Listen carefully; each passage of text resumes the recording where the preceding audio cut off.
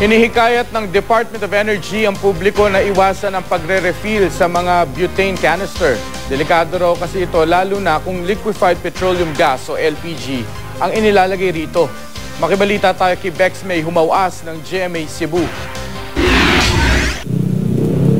Karaniwang makikita sa Cebu ang mga motorsiklong nagde-deliver ng refilled butane canister.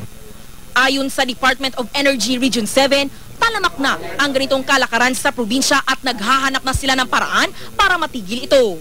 Hindi naman daw delikado ang mga butane cylinder at canister kung bago ang mga ito. Nagiging delikado lang daw ang mga ito kapag muling kinargahan o ni-refill dahil posible itong sumingaw at magdulot ng sunog.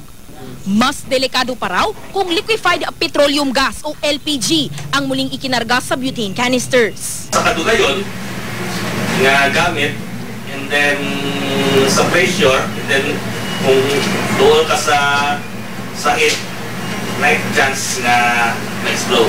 Wala pa naman daw nakukuhang ulat ang DOE Region 7 tungkol sa insidente ng pagsabog o sunog dahil sa refilled butane canisters. Pero hindi raw kailangang may mangyari pang ganito bago itigil ang kalakaran. Dili na ito magpahawat kay wala ito nga wala incident, but the product itself is unsafe. Ma-inform na to, no? Accordingly ang public on the danger of this butane filled cylinders. Inamin naman ng DOE na mahirap matukoy kung ano ang mga na-refill na canister.